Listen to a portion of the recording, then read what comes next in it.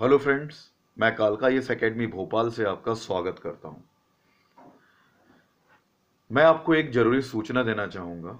जैसे मैंने अपने पुराने लेक्चर में बताया था कि मैं आपको हर दिन पीएससी मेंस के लेक्चर दूंगा, लेकिन मेरी दिनचर्या इतनी ज़्यादा व्यस्त है कि सुबह 7 बजे से रात को 9 बजे तक मुझे कोचिंग क्लासेस में रहना होता है भोपाल में।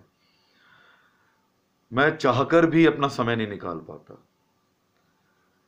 तो मेरे प्यारे दोस्तों, मैं आपको हर रविवार जब मैं बिल्कुल फ्री होऊंगा 1.5 से 2 घंटे का लेक्चर दूंगा, जिससे आपको पीएससी और अन्य परिराज्य परिस्तर की परीक्षाओं में मुख्य परीक्षा देने का उत्साह बढ़ेगा। मैं जानता हूं कि कहीं पे भी मुख्य परीक्षा की तैयारी नहीं कराई जाती। एमपी छोड़ो, दिल्ली में भी ढंग से पढ़ाई नहीं कराई जाती मुख्य परीक्षा की। वो कुछ क्वेश्चन दे देते हैं, बच्चे रट लेते हैं। अगर क्वेश्चन फंस गए तो ठीक है, नहीं फंसे तो कोई बात ही नहीं है। और निकाल भी लिया पढ़ पढ़ा के तो मेंस में अटक जाते हैं। आपने सुना होगा 10-10 बार से मेंस दे रहे हैं लेकिन निकाल नहीं पा रहे। क्यों नहीं निकाल पा रहे? क्योंकि उन्हें लिखने की कला नहीं आती, किस प्रकार क्वेश्चन को लिखना है। तो मैंने इसी मुहिम को छेड़ा है आपके सामने।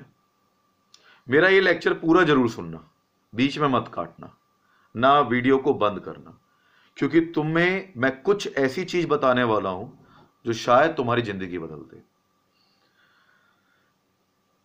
तो अपनी बात पे दोबारा आता हूं कि मैं आपका मुख्य परीक्षा के लेक्चर जारी रखूंगा। हर रविवार को 1 या 2 लेक्चर बनाऊंगा। इसलिए मेरे स्टूडेंट्स के काफ़ी फीडबैक आ रहे हैं कि सर, कमेंट आ रहे हैं, सर आप ने डालना बंद कर दो। इसलिए उन लोगों के लिए मैं, जो मुझसे प्यार करते हैं, मुझसे जुड़े हुए हैं, उन लोगों के लिए ये मैं सूचना दे रहा हूं कि वो परेशान ना हो।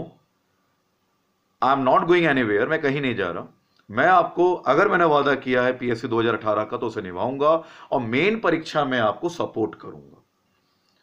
दूसरी चीज, कुछ बच्चों की मेरे पे आया कि सर, किसी ने आपको शायद नेगेटिव कमेंट कर दिया होगा या कोई फीडबैक अच्छा नहीं आया होगा आपको, तो आपने बंद कर दिए। तो मैं उन बच्चों को बताना चाहूंगा, पहली बात तो धन्यवाद, तुमने मेरे लिए मेरी फीलिंग को इतना सोचा।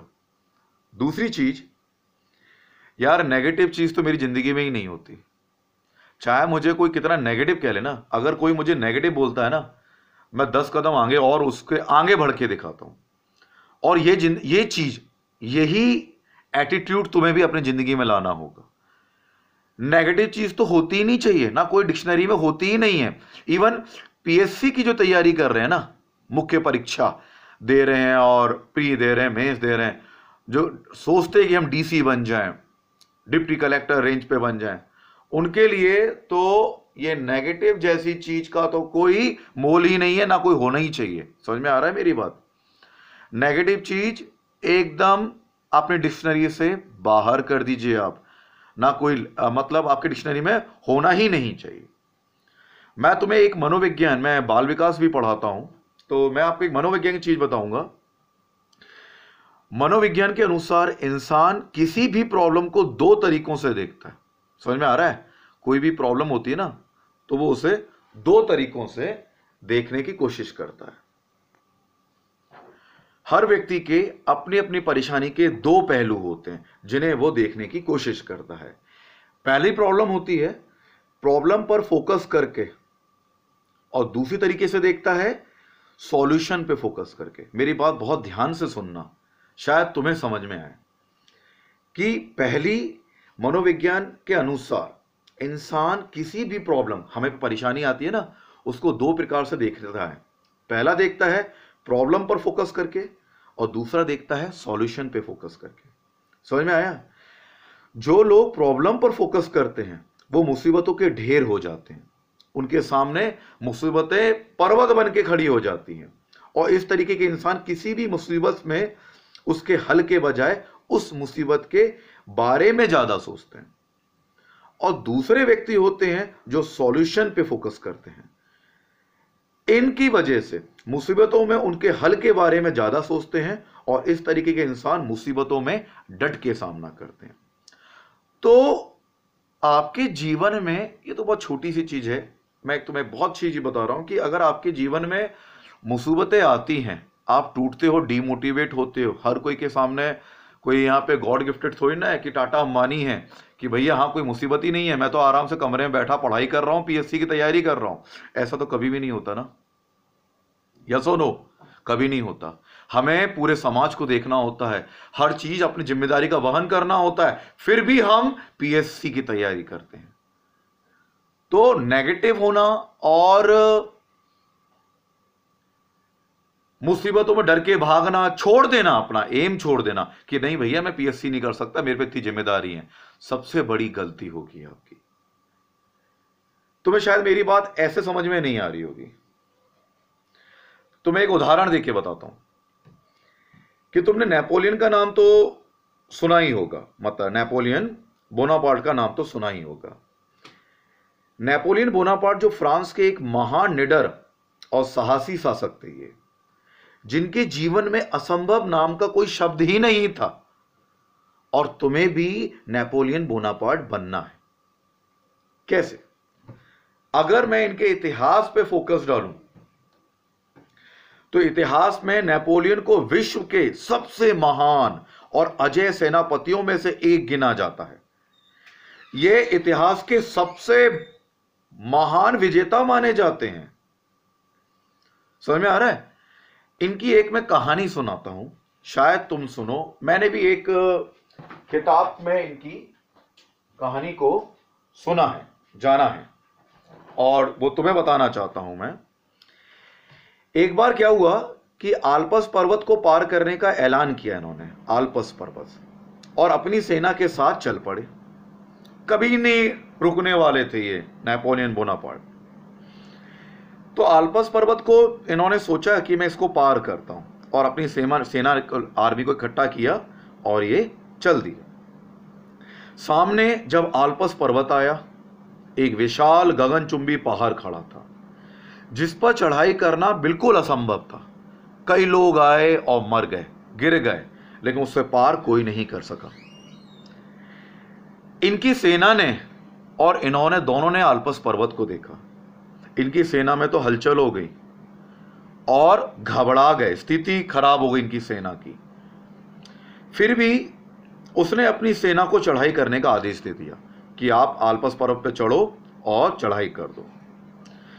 लेकिन पास में ही जैसे इन्होंने आदेश दिया, एक बुढ़िया खड़ी थी, बुजुर्ग औरत खड़ी थी। उसने जैसे ही यह सुना, वो भागकर इनके पास आई और बोली, तुम मरना क्यों चाहते हो? जहां जितने भी लोग आए वो मुंह की खाकर यहीं रह गए। अगर अपनी जिंदगी से प्यार है तो वापस चले जाओ।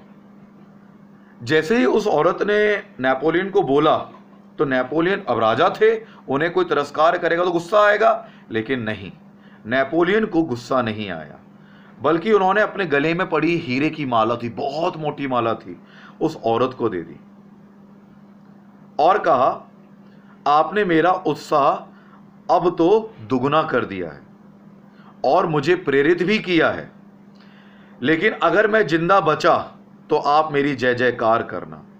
उस औरत ने नेपोलियन की बात सुन के कहा कि तुम पहले इंसान हो जो मेरी बात सुन के हताश नहीं हुए, निराश नहीं हुए। जो करने या मरने और मुसीबतों का सामना करने का इरादा रखते हैं ना, वह लोग कभी नहीं हारते। समझ में आ रहा है? अगर हारोगे भी ना, तो उसके पीछे भी एक सफलता छुपी होगी। 1000 द्वार तुम्हारे छुपे खुले होंगे तुम्हारे लिए। आज सचिन तेंदुलकर की बात कर दूं, क्रिकेट का भगवान कहते हैं। क्यों कहते हैं? क्योंकि उन्होंने जरूरत के समय ही अपना शानदार खेल दिखाया। भारतीय टीम को कई बार मुसीबतों से उबारा। हम बहुत छोटे थे, शेन वॉर्न को तो सपने में सचिन आते थे। ऐसा नहीं है कि मुसीबतें हम जैसे लोगों के सामने ही आती हैं। हम एक साधारण से मानव हैं, मिडिल क्लास से बिलोंग करते हैं, तो सारी मुसीबतें हमारे सर पे, हम पीएससी नहीं निकाल सकते। भगवान राम के सामने भी मुसीबत आई, विवाह के बाद वनवास की मुसीबत आई, लेकिन उन्होंने सभी मुसीबतों का सामना एक आदर्श तरीके से किया। तभी तो आज उन्हें पूरा जग मर्यादा पुरुषोत्तम राम के नाम से जानता है। तो याद रखिए, मुसीबतें ही हमें आदर्श बनाती हैं। अतः हमें एक बात हमेशा याद रखनी है, जिंदगी में मुसीबत चाय के कप में जमी मलाई की तरह है, और कामयाब वो लोग हैं जिन्होंने उसे फूंक मारकर मलाई को साइड करके चाय को पी लिया। तो मैं तुम्हें यह बताना चाहूंगा कि तुम मेरे साथ जुड़े रहो।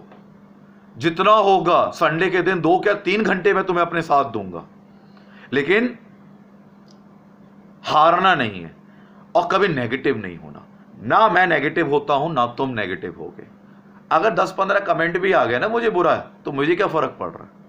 ऐसे ही जिंदगी में अगर तुम्हें तुम्हारे आसपास के लोगों ने अगर कुछ भला बुरा बोल दिया ना, तो हारना मत मानना, खुश होना कि चलो ये मुझे दुगना तरीके से प्रेरित कर रहा है।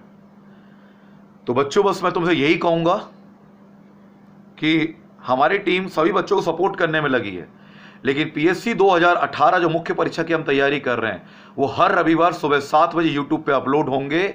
उसे आप जरूर देखना और उसे शेयर करना। मुझे आप लोगों का बहुत प्यार मिलता है, इसीलिए मैं अलग से आपके लिए ये मेहनत कर रहा हूं। पिछली बार अर्थशास्त्र डाला था, उसे मैं खत्म भी करूंगा और तीव्रता से खत्म करूंगा। कुछ टॉपिक लिख दूंगा, उनको मैं बोल के बता दूं जिससे आप लिख सकें, सुन सकें, जिससे हम जल्दी जल्दी टॉपिक खत्म कर सकें। और हां, जो लोग भोपाल में रहते हैं वो मुझे कोचिंग आके जरूर मिले। अगर आप मुझे प्यार करते हो तो एक बार मिलो, शायद तुम्हें कुछ अच्छा जानने को मिल जाए। तो आप सब्सक्राइब करके रखो हमारे चैनल को। हर इंफॉर्मेशन छोटी छोटी जो हमने कही है वो हम पूरा करेंगे अपने चैनल के साथ। धन्यवाद।